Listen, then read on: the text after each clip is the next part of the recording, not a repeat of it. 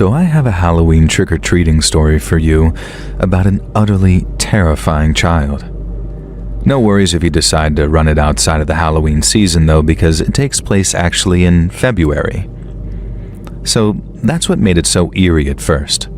The knock on the door, then the little kid standing there in some ghost costume saying trick or treat and holding out his battered pumpkin pail. A lone kid trick-or-treating in a classic ghost costume is kind of creepy on Halloween anyway, but at least it's supposed to be. This was a Friday night in early February, 9 p.m. exactly. Now in that moment, I was just a bit speechless. I couldn't see what the kid looked like under his little sheet ghost costume, but he was the height and build of a small 6-year-old. He sounded like a boy, and I just kind of dumbly repeated, "Trick-or-treat?" at him, and he nodded enthusiastically and said, "Yeah," and shook his little bucket in such a very endearing way. And when he shook it, I could see that he had some other candy in there, I guess from my nearest neighbors. See, I lived in a very rural suburb property when this all went down, and the houses weren't super close together, but far enough apart that a kid could feasibly walk around the small neighborhood trick-or-treating. At least, that's how the kids did it on Halloween. I hadn't really dealt with one in February before, nor one lone kid this little who wasn't actually accompanied by his parents. I told him to just wait on the porch, and then closed the screen door and went back inside, and pulled up some Reese's Pieces and put that bag inside of his bucket. And the little kid thanked me, extremely politely actually, and then said, "See you tomorrow, mister." Oh, you would you? I thought to myself. And I spent the next day occasionally sort of laughing to myself at what a clever little scam this kid had cooked up. It was a friendly neighborhood. Who was going to say no to an adorable tiny sheet ghost trick-or-treating in February? And it was so silly and so obvious that it was almost surprising to me that more kids don't try this. And by telling me, "See you tomorrow," he'd given me fair warning to make sure that I had a fresh stock of candy in. And I made sure to grab extra while I was at the store, actually. And it vaguely occurred to me that, as a guy who lived alone in his mid-30s, giving candy to strange lone kids could probably end up being an issue. And I figured as long as the kid stuck to the porch in full view of the neighbors, and since everyone in the area knew each other, it would be fine to give the kid a little bit of candy for his little scam. And besides, my girlfriend stayed over some nights, and she was just away for the next while. But I didn't expect this scam to even last until she got back. I figured that there couldn't be any harm in actually entertaining it. But boy was I wrong. But in ways that I couldn't ever predict. Now that night at 9 p.m. on the dot, the doorbell rang and the little sheet ghost kid stood there. "Trick or treat, mister." And then he held up that pail and shook it. He had a decent haul already, it looked like, although nowhere close to what he'd have gotten on Halloween. I laughed, nodded my approval, and then dropped some candy into his bucket, and he thanked me and left with another, "See you tomorrow, mister." Now this ritual repeated itself for the next week, and by the time the following Friday came around and the doorbell went to ring at 9 p.m. sharp, I was starting to get a little frustrated actually. My girlfriend was set to come back into town the next day, and I had to actually get her from the airport, so I needed to be up at like 4 a.m. And I'd also somehow convinced myself that this kid's candy scam, no matter how sweet and endearing it actually was, would last exactly 7 days and be over by the time my girl got back.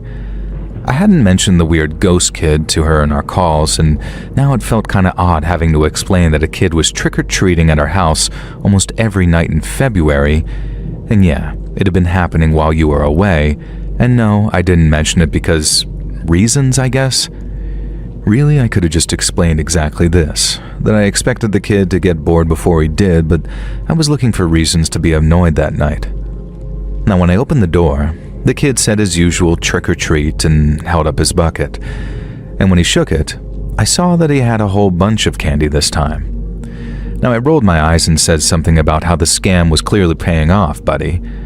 And the kid made a sort of confused, huh? And against my better judgment, it caused me to snap a little. I told him that it had been cute and funny to start with, but that I'd give him a bunch of candy so he could at least respect my intelligence and acknowledge that it's an actual scam. And I told him that you don't trick-or-treat in February, and asked him to confirm that he knew it wasn't actually Halloween, right? And when I asked this question, the kid then lowered his bucket, and then lowered his head, like he was sad. And through his little ghost costume, I just heard him mutter that I wasn't supposed to ask that. Now, a little bit of a chill ran down my spine as I suddenly realized that this felt like I was in some type of r/no sleep story. And goddamn, if only it had been some kind of supernatural curse story, then maybe I wouldn't be dealing with the injuries that I have to this day. Instead, the kid looked back up at me through his little ghost costume and began laughing in a way that was clearly tormenting and cruel. And then I heard a creak from the porch on my right, and another much older kid stepped around the side of the house and said, "You don't ask that 'cause I said so." And then before I could react, this tall, wiry teenager started punching me with some kind of brass knuckle made out of a chain, and the blows were agony. I immediately fell to the ground and then took a flurry of these kicks, and the whole time that obnoxious ghost child I could hear laughing with some type of glee. I've been so blindsided by the attack that I hadn't even thought to yell or scream, and now I finally did, and the teen attacking me responded by stomping on my spine, kicking me in the ribs, and leaping off of the porch. I vaguely saw the little ghost kid climb onto the teenager's back like some type of piggyback ride, and then they run off into the darkness. And as quick as I could, I started to drag myself to my feet and called the cops. They got there surprisingly fast for where I was and eventually accompanied me to the local hospital so I could get checked out. I had a couple broken ribs, and my spine's never been quite right since that attack, I think. The cops said that it was the third similar report of kids doing this in the county, and when we checked with my immediate neighbors, none of them had actually been visited by the ghost kid or his violent older brother, and so it seemed like the whole thing had been targeted at my place. At first, I was completely baffled, because the kids didn't steal anything. The older one just beat me violently and then they both left, and the only thing they'd really gotten out of it was just a little bit of free candy. Now I kept harassing the cops, saying maybe I was in danger, maybe the kids would come back, and eventually a detective did come to visit me and told me that he wasn't strictly supposed to let me know this, but he would if it would set my mind at ease. Basically, the working theory was that it was some kind of gang initiation. The teenager who beat on me would accompany the little kid until their target challenged them on the fact that it wasn't Halloween, and then there'd be an attack, and the attacker would be initiated into said gang. And from what the cops were working on, the attacker in each case had been a different guy, but the ghost kid, they thought that that was the same little kid each time. The detective told me on the download that they suspected that the ghost kid was the gang leader's own son and supposedly as much of a psycho as his old man. So this class act was getting his own little kid to lead gang initiations, and I'd just been an unknowing schlub who was in the wrong place at the wrong time. Now, I never really heard any more about it or any more reports of this kind of gang initiation, so maybe they realized that it drew too much attention. I guess I've got to be thankful that they settled on something a little childish and not actually fatal, instead of the usual murder a guy and you're in kind of thing. On the other hand, it kind of sucks to think about kids being initiated into these gangs in the first place, even older teenagers. But when I think about that ghost kid laughing as I got pounded on and beaten, there's no doubt in my mind that this kid's mind was already long gone into the darkness, and I pity anyone who encounters him as he becomes an adult.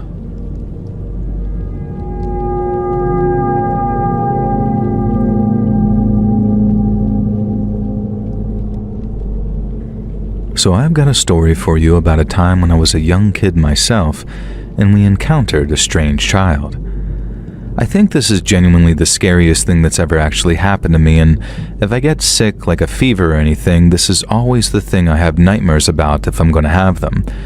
So I figured that I'd try and exorcise them by writing to you about it.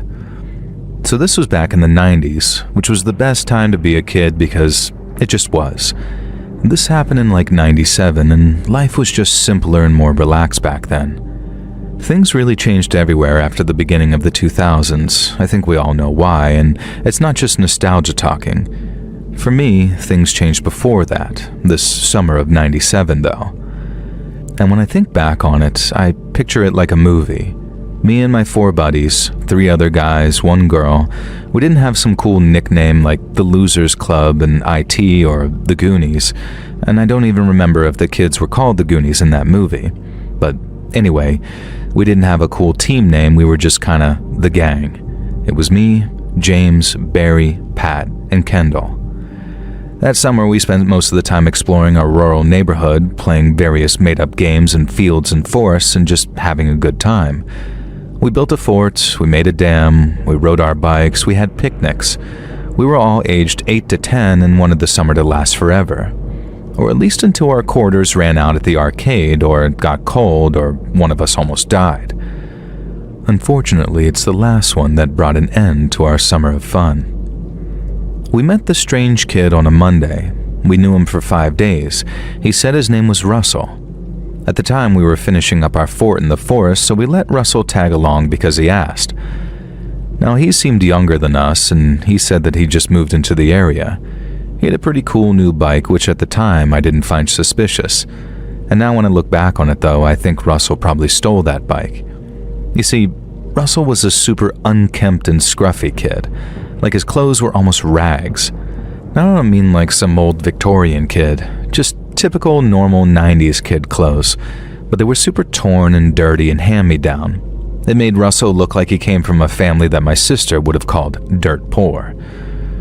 Russell came to hang out with us every day that week and disappeared at dinner time like clockwork. Now when Barry and I mentioned Russell in front of my mom, she said that she thought that he must be part of the farming family who'd moved into the farm down the way. He wasn't, as it turns out, but it was a good guess. He was just some other random neighborhood kid who'd recently started hanging around. On Friday, Russell begged and pleaded with us to come with him and see something cool that he'd found. We had plans to carve our initials into the trees that day, but it could wait, so we let Russell lead us around the outskirts of some fields that we weren't really supposed to cut through. Eventually, after we crossed through a little area of trees we'd never been in and had to balance our way over a small stream, we reached the destination Russell had in mind. It was a massive sinkhole. I'd heard about the sinkhole in the area, we'd all been vaguely warned to stay away from it, but none of us actually knew where it was. Now Russell had led us right to it, and more to the point, he was sort of waxing poetic about how he lived down in the hole. "No, you don't," Kendall said to him. Russell insisted that yes, he did. He lived down in the sinkhole. According to him, you jumped into the sinkhole and it teleported you to his home, a magical place called Salt City where they had arcade machines on free play and it was super awesome. And then he said he'd show us, as long as one of us jumped down the sinkhole. Of course, we all knew this was insane.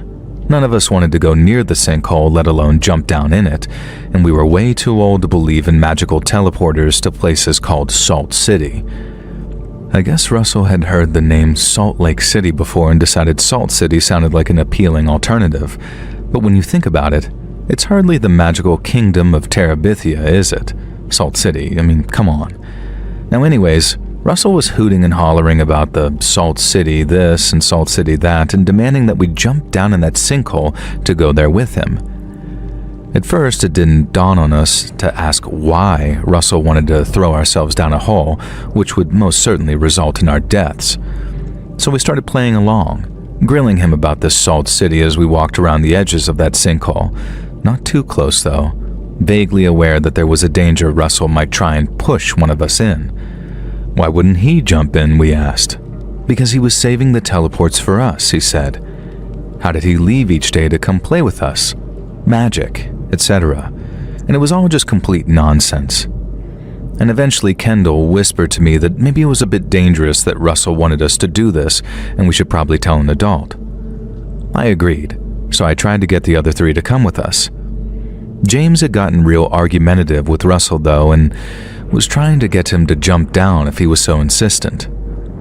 I whispered to James that if Russell actually did it, we'd be in a lot of trouble, and that's when I think James finally grasped the gravity of the situation. Russell was trying to persuade us to do something extremely dangerous to ourselves, and any kid who would do that wasn't someone we wanted to be friends with, obviously. We decided to leave Russell to his little hole, and unfortunately, Russell got really angry and belligerent about this, and tried to grab James and actually drag him back towards that sinkhole. Like suddenly this little kid went all feral, deciding I guess that he was gonna throw James down this sinkhole and be responsible for whatever came after. I have no idea. I do know that I realized James was in severe and immediate danger because despite being younger than us, Russell was stronger than he looked. He was managing to actually drag James towards the sinkhole, and none of us wanted to rush in and get too close in case the hole started to widen. And so I did the only thing that I could think to do. I grabbed the nearest thing I could off the ground, which happened to be a small log, and threw it at Russell when I had an opening. And my aim was true. The log hit Russell square in the temple and sent him reeling and staggering back.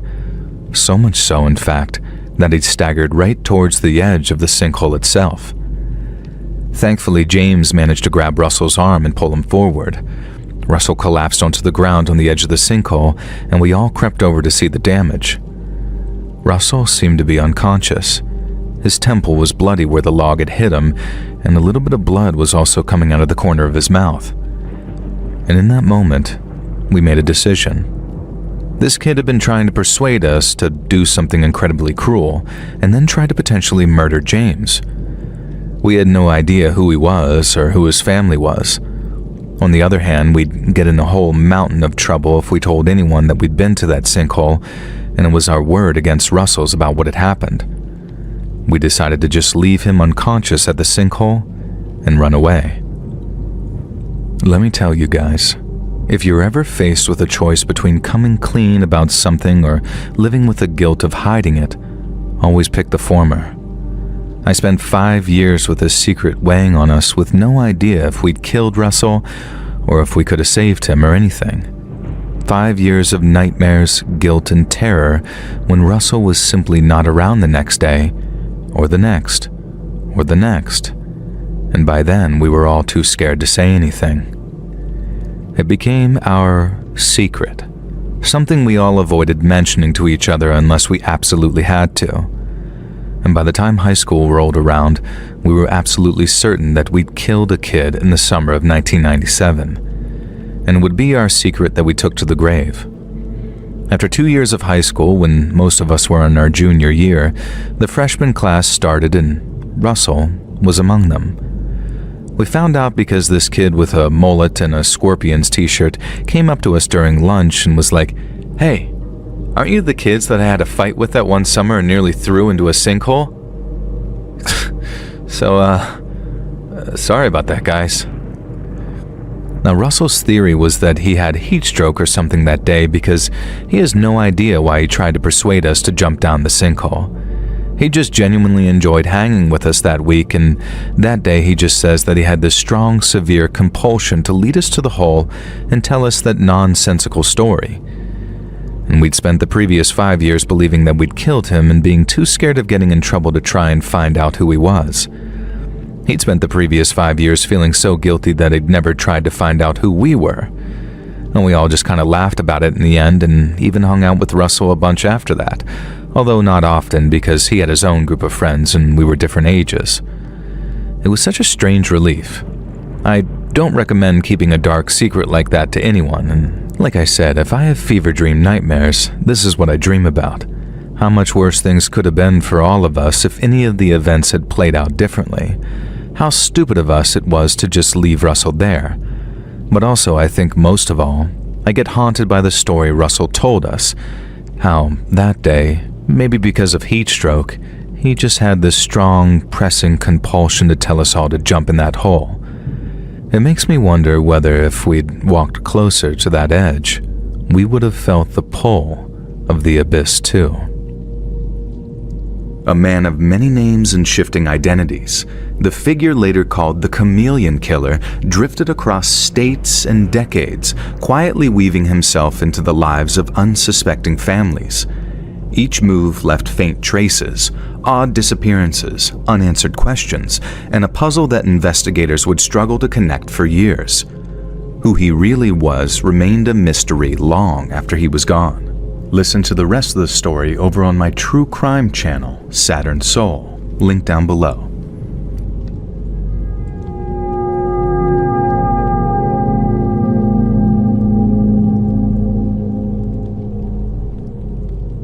So I wanted to write to you today to finally share a story that happened to me when I was a little kid, back in the 1990s.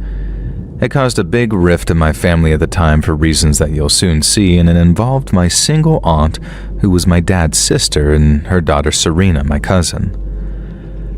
My parents weren't married when they had me, and for a long time they said they didn't need some official piece of paper to show their commitment to one another.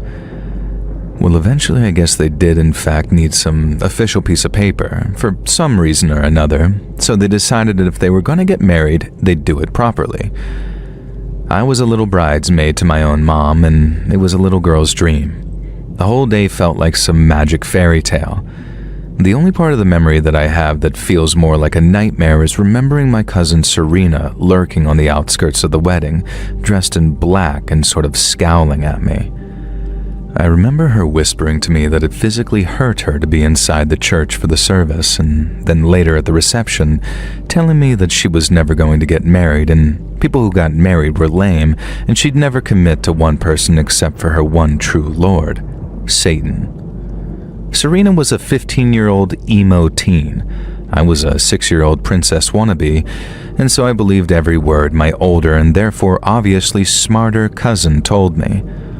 Also, Mom and Dad had told me that I had to become friends with Serena because I was going to be staying with her and Auntie June while they went on their honeymoon, so it was like Serena would be my sister for a while. Serena had been there when they said this, and she acted very excited and happy about it, and didn't mention Satan or how being in church hurt her soul, or any of the insanity that was to follow. Her dressing in black was a bit of an eccentricity, my dad said, a word that I didn't know at the time but I kind of liked. And he said that Auntie June had been like that when she was a kid too, and now Auntie June was the nicest, sweetest person we knew, wasn't she? I agreed. Auntie June was lovely and nice and sweet, and I remembered Serena being nice and sweet too, and she hadn't worn black or even scowled the other times that I'd met her. And this was a recent thing. At the wedding, I asked her if it had always burned her soul to go inside a church, like she was claiming, and she said yes. But I knew that she had been at my baptism when I was a baby, and I never heard about her getting burned then. She told me that the only reason she didn't catch fire at the wedding is because she'd performed sacred rites to protect her soul from God. I didn't really understand any of this at the time, but I knew that I'd been taught that God was good and loving, so I was very confused why Serena would be scared of him. I think even at 6, I knew she was lying to some degree and maybe just sort of play acting. I definitely didn't take it seriously or think it was scary, or even think much of it at all, though. I thought she was cool, and I was excited to spend the next nearly 3 weeks with her and Auntie June in their house on Millbrook Road, where Auntie June and Serena promised me they'd made me an exciting bedroom that would be mine for the whole time that I was there. I'd previously been told that I was going to share with Serena, so I was a little bit disappointed that I'd have my own room instead, but when I mentioned this to Mom and Dad, Mom just said that Auntie June had told them it would be for the best if I had the guest room. The first couple of days with my aunt and cousin were just normal, fun days. I either spent time being fussed over by Auntie June or Serena when Auntie June had to go out to work. It was summer vacation, but not for Auntie June, obviously. And June sometimes worked in the evenings, and then Serena would have to babysit me, sorta. June said that she'd try to switch to as many day shifts as possible, but there would be some nights when she wasn't there. It was on the 3rd day staying there that I had my first overnight with Serena, and that's when she dimmed the living room lights and told me to scooch in close and listen real good, because she had to tell me something important. I listened, excited to hear what she was going to say, and she told me their house was haunted. Now, I assumed this was some kind of game because Mom and Dad had told me many times that ghosts weren't real, so I played along and acted shocked. Serena didn't seem to think that I was taking it very seriously, though, so she tried to stress how scary and dangerous it was. When I kept giggling and talking about ghosts that I'd seen in cartoons, she switched it up, telling me that ghosts were working for demons, and of course demons came from hell, so I had to take these seriously, otherwise Satan would claim my soul. I reminded her that she told me that she'd pledged her soul to Satan at the wedding, and she called me a smartass.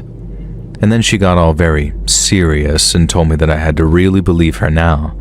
She said that she'd pledged her soul to Satan in order to save me, because someone, she didn't know who, was planning to sacrifice me to the demons. And eventually this started to upset me a little bit, and I guess Serena got the reaction she wanted, because the more upset I got, the more she continued. I don't remember the exact details, but she started telling me some very dark horror movie things, how the demons were going to take me down to hell and slowly peel my skin off, eat my soul, and it would be because someone had sold my soul to Satan.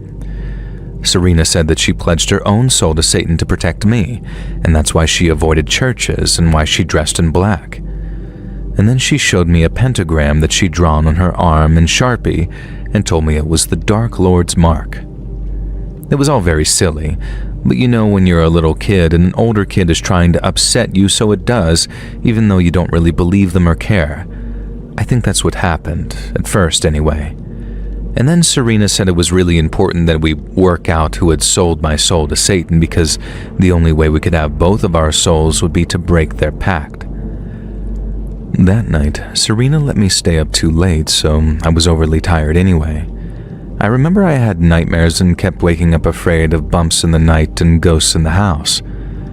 I was a really rational, grounded child, but even I was starting to wonder if there was something to Serena's story. After all, why would she be lying about this? Over the next few days, I spent a lot of time with Auntie June. Serena wasn't around much, and when she was, her and Auntie June kept having arguments that escalated into screaming. And whenever these would begin, June would send me into the other room to watch TV or ask me to do some chore in the garden, but I heard enough to hear Serena accusing June of being wicked, evil, and controlling.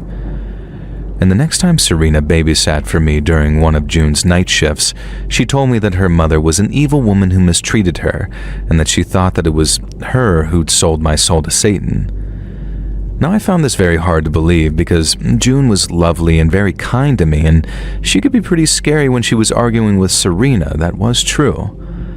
I told Serena my skepticism, while also trying not to offend her, and she looked upset and said that she understood because Satan's minions are very convincing. It still confused me that Serena had claimed to be Satan's minion at the wedding, but I guess I was too young to maybe start triple-guessing theories about who was behind what demonic pact, especially when I didn't really believe in any of it other than that people were mad at each other and wanted me to be scared about something.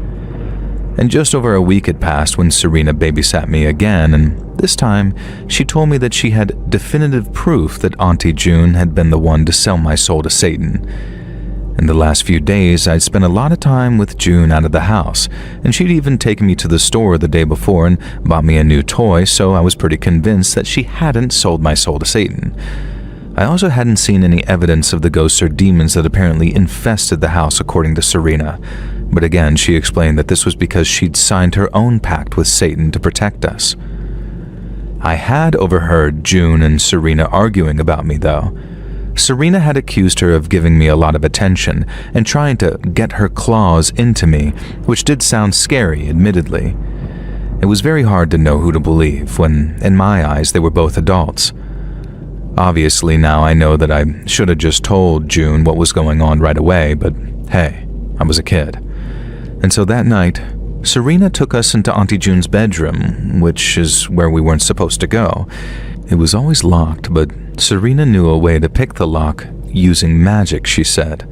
Although when she told me to look away so my soul wouldn't be corrupted, I saw her slip a key out of her pocket. Inside, she showed me the evidence. June had horror novels on her bookshelf, and on a board in her room there was an old Polaroid photo of Auntie June dressed as a witch, standing next to a devil who looked suspiciously like my dad in a Halloween costume. Serena insisted this was real, photographic evidence of her mother at an old coven meeting where she'd committed herself to Satan, though. And I was less impressed by the horror novels. Some of the covers were genuinely very scary to me, and I didn't understand how someone like Auntie June would want or allow things like that in the house. I'm really not quite sure why this was the deciding piece of evidence for me that began to sway me, but it was. I've been so rational and sensible up till then, but seeing all that terrifying imagery sitting on June's bookshelf, somehow Serena was able to persuade me that it did in fact prove there was a evil side to Auntie June. I still didn't believe any of the Satan nonsense, or about the pacts, or selling my soul, or anything like that. I think Serena knew that, though, because she changed the angle of her story a bit, and now it was more about stopping Auntie June from doing bad things to us in general, and that she was secretly a wicked, abusive woman, and that we had to help her purify her soul. We left the bedroom, and Serena locked it up behind her, again making me look away to save my soul while she did the magic. And then she took me into my bedroom. We never went into Serena's bedroom either. She said that it was because that's where the ghosts congregated, and it would scare me to see all the things that she had to surround herself with due to her selfless pact with Satan. Serena told me to sit on the bed and wait while she went to her room and got something. And while she was gone, I heard some bangs and crashes in the hallway that I think were supposed to sound like ghosts, but were clearly just Serena. And then eventually she returned and had a small baggie with 3 berries in it. She held them up and looked me very seriously in the face and told me that these were holy berries, blessed by God, and that we needed to make sure Auntie June ingested them. But because I always did the cooking with her lately, I had to slip them into her food somehow. Serena made me promise that I would. She'd made me swear on my life and the lives of my mother and father. I kept my toes crossed and swore. And now, like I said, I wasn't a stupid kid. I knew that whatever Serena was asking me to do here wasn't a great idea. I also knew that berries could be dangerous. The part that I couldn't really get my head around is why Serena would want me, her cousin, who she was supposed to love, to harm her mother, who she was supposed to love. It didn't really compute to me that they could be really dangerous, and that's why I didn't take things as seriously as I should have. Also, I was like 6, remember? I wish I could say, in Serena's defense here, that I really can't be sure that she intended for me to go ahead with it. I want to remember there being some hesitance, that she was unsure, maybe told me to just do it if I was able to, etc. But I can't. She was very strongly adamant that I do it. Like I said, she made me swear. She told me specifically to put them into the fruit salad that Auntie June made, which only she ate because there would be blueberries in there. But she also told me that if anything happened, she wouldn't tell me what, she just said that I'd know, then I had to say that it was me who gave Auntie June the berries, otherwise it would undo the breaking of the pact.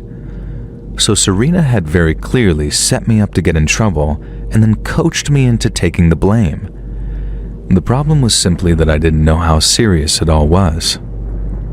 What I did was wait until late that night, when everyone had gone to bed, and then I went to use the bathroom and took the baggie with me. And my plan was to simply flush them away and then tell Serena that I'd done what she asked, and nobody would be any the wiser. And I even thought that I was really smart because I'd thought ahead, and knew that if I just dropped the berries down the toilet, they might not flush away. So I crushed them in my hand and wiped the mulch off and flushed that away. And I even tasted a little taste of the juice on my tongue, just in case they had actually been blueberries all along. And they were not. And then I made sure I scrubbed my hands very clean of any evidence of the purple staining and went to bed. And the next thing I clearly remember is waking up in a hospital with these terrible stomach pains and barely being able to breathe. And then I remember drifting in and out of consciousness, and doctors and nurses in a panic, and at one point Auntie June pacing back and forth asking me if I'd eaten anything I shouldn't have. And at this point, I was just about coherent enough to tell her the story about Serena and the berries, even though I felt awful telling on my cousin. I told her I hadn't eaten them though and just crushed it and licked it a little bit, so I didn't think that's why I was so sick. Again, memories continue to be vague here, but I remember Auntie June and Serena screaming at each other in the hospital, and then another voice yelling at both of them. I remember having to drink some disgusting black liquid and everyone acting a little relieved, even though I didn't feel like I was getting any better at all. I spent a couple of days very sad and scared and struggling in that hospital until my parents came back early from their honeymoon, and I'd never been more relieved to see them. So yeah, my cousin Serena tried to get me to poison my aunt with deadly nightshade, and because I was too sensible and serious a kid to let her convince me to do it, but too naive to believe that it could be anything too dangerous, I ended up giving myself some very minor deadly nightshade poisoning. It could have been a hell of a lot worse. I could have ended myself, or worse, I could have ended up killing my aunt, and I'm not sure that I would have ever been able to forgive myself for that. No matter how much people tell me that it wouldn't have been my fault, I'm not sure that I would have been able to accept that as true. One thing that was true, though, was that Serena had tried to convince me to poison her mother, and her actions had led me to getting mildly poisoned instead. So, of course, everyone wanted to know why and what the hell had happened. I didn't really follow or understand what was going on at the time, being so young. I just recovered in the hospital and was told that I wouldn't be seeing Serena or Auntie June again. Later this changed, but that's what Dad told me, pretty angry at the time, and I think a part of me had become scared of Auntie June after all the things Serena had told me in the horror novels on her bookshelf, because I just remember being glad that I wouldn't have to deal with any of that again while I was focused on just getting better. And here's how everything eventually played out, though. It turned out that Auntie June had been severely struggling with Serena for about a year. Out of the blue, she'd gone from a well-behaved and kind girl into a monster. June was barely coping with her, but didn't want to admit it to anyone in case they judged her. She knew that Serena had always genuinely cared about her little cousin, so she thought that me going to stay there during my parents' honeymoon might heal the rift between them, and instead, it made things worse. My dad was extremely angry at his sister for withholding how serious Serena's behavior had become. Apparently, Serena had used physical violence against June shortly before my stay, and all Dad could focus on was the fact that I'd been endangered. It didn't take long to realize he was being harsh on Auntie June. Serena wasn't just a troubled teen, it turned out.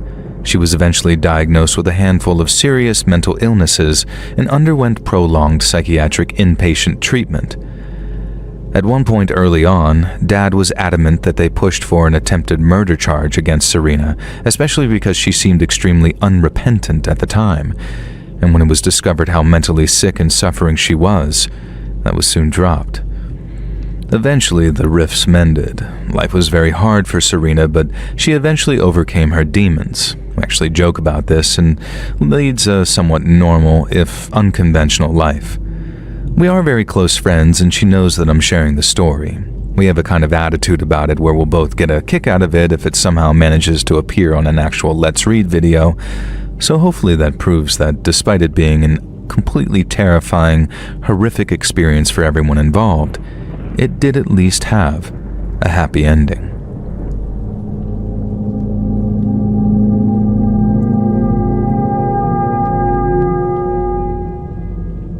A lot of people have stories about that one kid from their school days who was just the freaking worst. My story goes places. The kid in question wasn't who was scary. He wanted to be scary. He wanted to be really intimidating, and he wanted the rest of us to be scared of him. He was new to school and a proper short-arse little guy, alone on a new place in the middle of year 7, so I can see why he decided to front, and he was such an oddball. So this kid was new at our school, and he had an attitude that stank, and he decided he wasn't going to fit in. He wasn't going to try and be anybody's friend.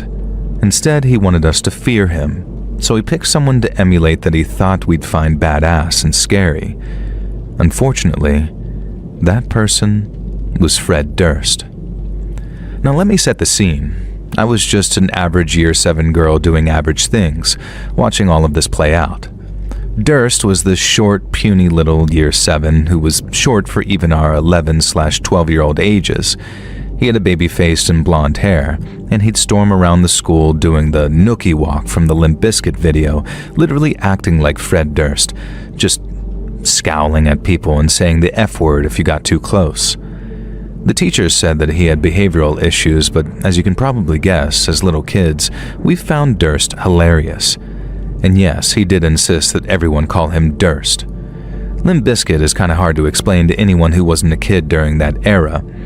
They were a really weird band in that they were pretty universally regarded as terrible.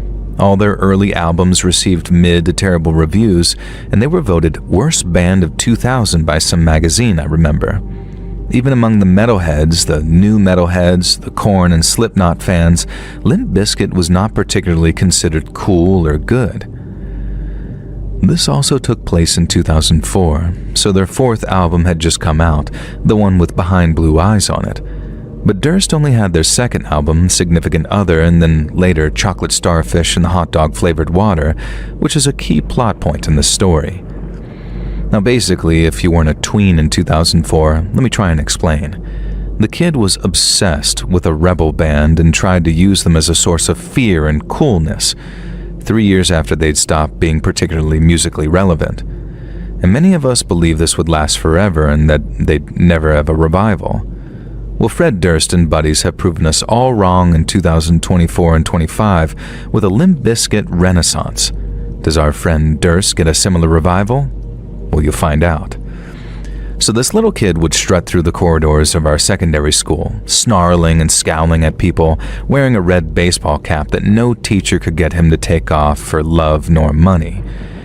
He prided himself on singing along to Limp Bizkit's second album, Significant Other, which he played through a battery-powered portable CD player with terrible, tiny coax speakers attached in the headphone port. And no matter how many times the teachers tried to confiscate Durst's CD player or ban him from listening to Limp Bizkit, he somehow managed to steal it back within a day and would have returned to blasting Significant Other through the corridors, hallways, and classrooms of our secondary school. I think the teachers would have taken him more seriously if the rest of us hadn't constantly mocked and made fun of him. And eventually Durst didn't care that we weren't afraid of him. He went from trying to be hard to trying to be the class clown. Any attention was good attention to him, and we would constantly goad him and bait him into making himself look like an idiot, and for his part, he was getting easy and free attention like he wanted. I know for a fact that Durst wasn't some mentally ill kid or anything. He didn't come from a troubled home, and he was just a little asshole back then. I don't know if it's still the case in British secondary schools these days, but back in my day when I was in school, doing music class was compulsory for the first couple of years of secondary school. We didn't really learn much. It was kind of an unstructured class. Sometimes we'd play around on instruments, other times we'd all have to sing, and then sometimes we'd be taught vague musical history lessons, or vague attempts to teach us what musical score was.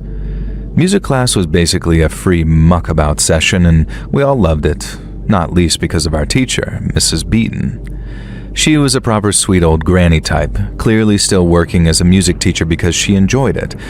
And I went to a fairly rural school, and I think that if she taught in a bigger city school, Mrs. Beaton would have been forced into retirement many years before. But my school was kind of small, kind of underfunded, and didn't exactly have a wealth of music teachers queuing up at its door. Mrs. Beaton never lost her temper, ever, and she was maybe the only teacher who really, genuinely tried with Durst. I guess because his bizarre Limp Bizkit fascination was music-related, and she thought maybe she could reach him by trying to be nice to him and encourage him to listen to other music. This didn't work, of course. Durst would just turn up Significant Other, usually nookie or break stuff, and I swear that thanks to Durst, I'd hear those two songs more than any other music during 2004. Let me just reiterate. This album came out in 1999. Limp Bizkit had 4 albums out by 2004. Durst just only owned this one, at least for most of the story. So Mrs. Beaton tried really hard to be nice to Durst, and he was rude as hell to her, and she never once got angry at him or raised her voice or anything. Oh, there's one thing that I haven't mentioned about Durst's copy of Significant Other yet. It was the censored version, so all the swear words were just muted out hilariously, and his parents wouldn't allow him to own the uncensored version back in the day in case it was a bad influence. And I first met them back at parents' evening of that year. They were at the table next to mine, and I heard them describing their son as spirited and enthusiastic to a teacher, who was explaining to them that no, he was incredibly disruptive and badly behaved. They seemed actively shocked at this, which was the first time I discovered that his whole Durst act was mostly only at school. And this was before the Mrs. Beaton incident. So back to that, every time he'd disrespect Mrs. Beaton, the rest of the class would get particularly mad at Durst. And we started calling him Durst the Worst, which I think is a nickname Fred himself probably heard often. But despite us trying to use it as an insult, Durst loved being called Durst the Worst. And because we were stupid kids, we didn't realize that we were only encouraging him and rewarding his attention-seeking behavior. So a typical music lesson would kind of go something like this. Mrs. Beaton would say, "Hello, class. Something, something, dance macabre, something, something, teacher voice, oasis and blur, something, something." And then she'd sigh and add something about Limp Bizkit. She tried her very best to incorporate Limp Bizkit into her music theory lessons, knowing that Durst would just bring them up anyway. Then Durst would hear Limp Bizkit and take it as a sign to yell, "I did it all for the nookie. Come on, the nookie." Or, "I'ma grab a chainsaw," or something similar. And then we'd all yell at him to shut up, Durst the Worst, and then he'd rap back at us in a bad approximation of Fred Durst, and then eventually we were all disrupting the lesson, not just Durst, so Mrs. Beaton would clap her hands together politely and ask for gentle, calm, quiet. And that was her catchphrase. And of course, none of us wanted to upset Mrs. Beaton, our beloved teacher, so we'd all calm down then. Durst generally kept the swearing to corridor moments because it was the only thing the teachers couldn't just let fly, I guess. So in other classes, his disruptive behavior usually involved the lines I quoted above, or he'd self-censor to avoid getting into too much trouble. Not the case in Mrs. Beaton's class, though. He knew lovely old Mrs. Beaton would never actually punish him, so he used this opportunity to say the full range of F-bombs and B-words that you would hear in their music. And you could see that it genuinely bothered Mrs. Beaton every time he did so. Like whenever he said the F word, she'd twitch a little and tell him it was harmful to use language like that. As some example of how powerfully sweet Mrs. Beaton was, Durst even listened occasionally, and he would usually stop swearing once he saw that he offended her too much. The main event happened on the day we came back from half-term break.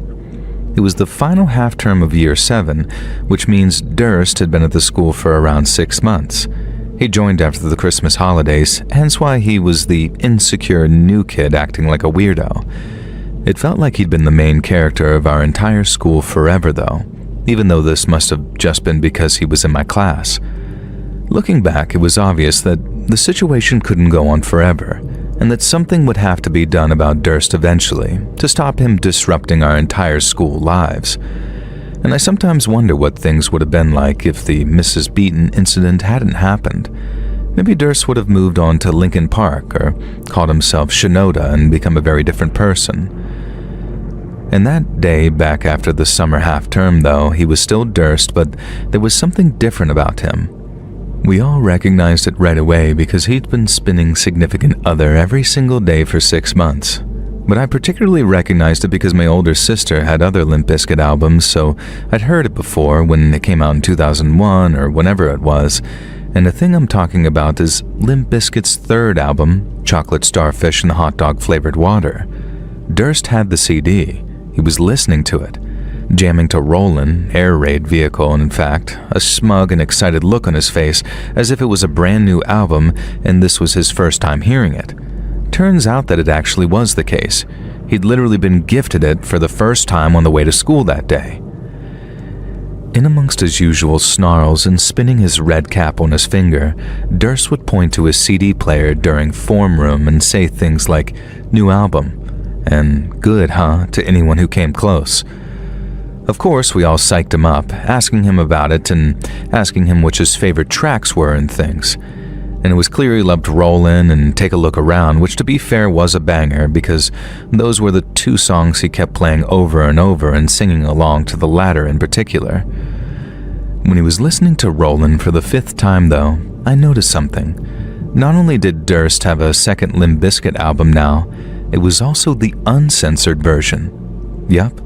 Fred let loose with a full barrage of cuss words on this album, and for anyone who knows the Chocolate Starfish album, you can probably understand why this is significant and where it's going. If you don't, well, then stay tuned. Because music was our last lesson of the day, and for most of the day we saw Durst strutting through corridors or in some of our classes, rapping along to Rollin', snarling at year 11s, and doing some kind of new dance to this day that I don't think Fred Durst ever did. And I'm pretty sure it was from that one Bloodhound Gang song, but for whatever reason, Durst did that dance along to Rollin'. I'd been listening curiously all day, wondering if Durst would dare to play the title track of the album in front of the teachers. I remember my sister playing it to me when I was in primary school and telling me that I had to promise not to tell Mom and Dad that she'd let me hear it. We both found it hilariously, stupidly funny sitting in her room listening to Fred Durst screaming those lyrics, which if you don't know them, well, again, stay tuned. And Kid Durst did not play Hot Dog in front of the teachers or at all. He just listened to the middle few tracks of the album over and over again, creating his usual mini tornado of musical chaos as he Durst walked through the halls. As usual, everyone laughed at the weird little Limp Bizkit kid doing his weird little Limp Bizkit routine. And as usual, Durst thought that he was intimidating as all frick and the coolest kid on campus. And when we all showed up for music class, things were suspiciously quiet and calm. And that's because Durst was late to class. Mrs. Beaton took the register and asked if Durst was out today. One of us said no, he was in school, but she just shrugged and began the lesson, which today was going to involve listening to some classical music and talking about Tchaikovsky. I don't remember if that really is what it was, but something like that probably. And Mrs. Beaton gave me some preamble and then sat down at her desk and put her hand on the CD player. It was like Durst timed his arrival for that moment. In my memory, looking back, I would swear that I could hear the faint sounds of the intro track, Who's in the House? Limp Bizkit is in the house, drifting in from the corridor as Durst made his way to class. And then as track 1 became track 2, he slammed the door open, stepped in, and slammed it shut behind him. Then with a bow and a flourish, Durst interrupted our music class with a memorized, word-perfect sing-along to Limp Bizkit's titular track, Hot Dog. I won't quote the whole song, obviously. I can't quote the whole song on YouTube, but I remember once hearing that Hot Dog held the world record for the most number of F-bombs used in a song, at least for a while. It is also a direct parody of the Nine Inch Nails song Closer, and quotes that song, as well as Perfect Drug and other Nine Inch Nail classics in the chorus. But here are some highlights of the 2-minute 10-second performance we got from Durst in music class that day, and from the sweet, beloved OAP music teacher Mrs. Beaton. Get the F up. It's an effed up world and an effed up place. Everybody's judged by their effed up face. And then about 10 similar lines and something about DJ Lethal. Ain't it a shame that you can't say the F and the F word blah blah blah blah blah blah blah blah blah blah.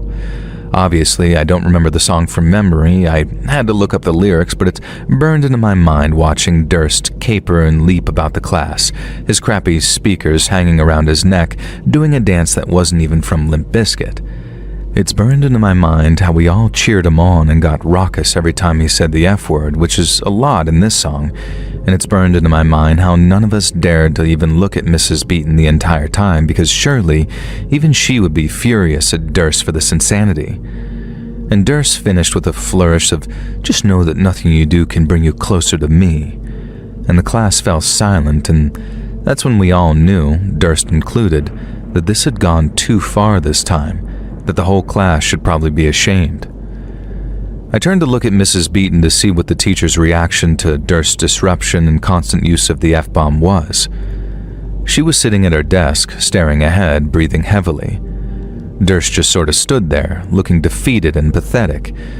It was the most normal human behavior I'd ever seen from him. He even took his cap off and muttered, "Sorry, miss," and went to sit down. Mrs. Beaton was still staring ahead, breathing heavily. She didn't even look at Durst as he went and sat down, and looking a bit sheepish. And that's when I realized that she wasn't looking at any of us. She was staring off into space, like the top left corner of the classroom, so staring at nothing basically. One of the other students quietly said, "Miss?" to try and get Mrs. Beaton to react. She slowly stood up, and as she did, so I could tell even then something was deeply wrong, she swayed on her feet, her breathing still heavily, and we still thought that it was just anger and outrage at Durst. Mrs. Beaton took a few unsteady steps out from behind her desk and into the center of the classroom. The desks had been arranged in a sort of U shape around the teacher's desk, so there was a central space where we'd congregate if we played the instruments. Right now it was empty, and this is where Mrs. Beaton walked. The whole time she was staring into space. Then she reached up with her right hand and gripped her chest, suddenly and viscerally.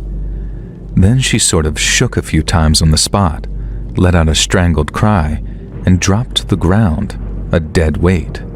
Literally, I'd discover later. Mrs. Beaton had suffered a massive, devastating heart attack and a brain aneurysm. And to those of us who saw it happen, we'd swear it occurred as a result of sudden trauma. It felt like Durst had shocked dear, sweet Miss Burton into having a heart attack with his performance of that song. Of course, we didn't know it was a heart attack at the time, or even that she was dead. First, there was panic and some kids running to get another teacher, and breathless explanations of how Durst had burst into class and performed a song, resulting in Mrs. Beaton dropping to the ground.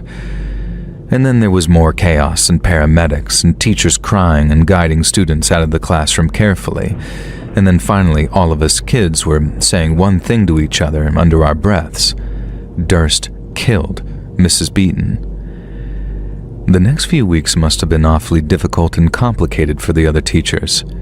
Mrs. Beaton was beloved among staff as well, of course, and it's really hard to argue that Durst didn't kill Mrs. Beaton, even though he obviously didn't mean to or even mean to harm her. But adult teachers can't go accusing a 12-year-old boy of killing their 76-year-old colleague because she had a heart attack in response to his bad behavior. They still had to treat that bad behavior in the same way they would have normally treated it. Unfortunately for them, they all knew they'd been complacent with Durst, and if they suddenly acted differently, it would imply that they believed that he was at fault. Now, I have a bit of insight here, so I know that his parents had had plenty of meetings with the school, and the teachers panicked and worrying about the psychological effect that it would have on their son if he fully blamed himself for Mrs. Beaton dying. On the other hand, they understood that he couldn't be allowed to believe that he held no responsibility either, because his bad behavior had led to something terrible happening. So basically the teachers and his parents decided that he should be punished, but not too much. Simply moving schools wasn't an option at first, and they also decided that it could make Durst internalize too much guilt. So basically it meant that Durst got a handful of detentions and our music teacher was dead. In the eyes of his angry classmates, who all knew we bore a bit of guilt too, this meant that Durst had gotten away with murder, literally. We only had a few weeks left for summer term, and I think most of us were too shell-shocked at seeing Mrs. Beaton die to literal cringe to actually act on it then. We all received counseling, although surprisingly little concerning that we'd seen a woman die in front of our eyes. And our class also had a special assembly without Durst, where the headmistress herself emphasized strongly that while Durst's behavior had been unacceptable, it was very important that we all realize that Durst did not intentionally harm Mrs. Beaton, and that she was very old, and we all had our part to play, and blah blah blah. We were little kids, and not very compassionate, and also certainly didn't want to admit that we all egged Durst on that day. And so instead, we spent the summer seething and plotting with our friends and talking about how we were going to make Durst pay in the autumn term. Honestly, I think we were surprised that he even actually showed up at school in September. I didn't know until later that moving schools would have been a really awkward and difficult option, so I'd genuinely just been expecting never to see Durst again. The kid who showed up at the start of Year 8 was a very different boy to the Durst of Year 7. Haunted is the best word to describe him. Clearly, if there was one person who blamed Durst for Mrs. Beaton's death, it was Durst himself. On the first day of class, he walked up to our form room teacher and handed over a note and then quietly sat in his seat. The teacher read the note and addressed the class to ask if we would call Durst by his real name, Ben, going forward, and then moved on with taking register. Durst, or Ben, just kept to himself after that, and he barely spoke to anyone, and when he did, it was because he had to. He most certainly did not listen to Limp Bizkit or any music in the corridors, and he did not attend music class, and now that I think about it, it's kind of ghoulish that the rest of our class still had the lesson in the same classroom we'd seen Mrs. Beaton die in, but hey-ho, here we go. The new teacher was young and inexperienced, and some of the boys in the class would make half-hearted jokes about how the role was cursed because of Mrs. Beaton, but nobody really got mad at them for it because we all knew that the respect that we had for her was good. And we were all still mad at Durst, though, and refused to call him Ben despite what we'd been asked. We called him Durst or Killer and made absolutely no secret of the fact that we blamed him for murdering Mrs. Beaton. One of our favorite ways of tormenting him was to sing the ABBA song, When I Kissed the Teacher, but change the lyrics to Killed, which was deeply cruel in retrospect, and I'm pretty sure some of the boys got in some more trouble for bullying Durst than Durst ever got into the year before any of his behavior, and while I think the teachers should have been tougher with Durst in the first place, I do think it's right that they crack down on his bullying now. Durst, or Ben, had very obviously not intended to do anything more than scandalize Mrs. Beaton. Certainly not kill her, and even then as a kid I could tell that he was deeply haunted and guilty about it. It was like Mrs. Beaton's ghost lurked around him. In fact, some kids started saying that. There was a rumor that if you looked at Durst at just the right angle, you could see Mrs. Beaton's apparition in his shadow or in his reflection. We'd share this rumor just loud enough for Durst himself to hear, and more than once I caught him staring at his reflection or his shadow in a very nervous way. And throughout year 8, it eventually just became set in stone fact that A, Durst had killed Mrs. Beaton, and B, Mrs. Beaton's ghost was now haunting Durst. The bullying continued, and no matter how severely the teachers tried to punish us, we would not stop calling Durst a killer and telling him he was haunted. Hey friends, thanks for listening. Click that notification bell to be alerted of all future narrations.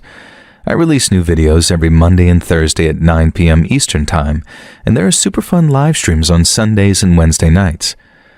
If you got a story, be sure to submit them over at my email, letsreadsubmissions@gmail.com, and maybe even hear your story featured on the next video. And if you want to support me even more, grab early access to all future narrations and bonus content over on Patreon, or click that big join button to hear about the extra perks for members of the channel. And check out the Let's Read podcast, where you can hear all of these stories and big compilations located anywhere you listen to podcasts. I also have a true crime channel called Saturn Soul. All links are down in the description below. Thanks so much, friends. And remember, I think I've had just about a goddamn enough.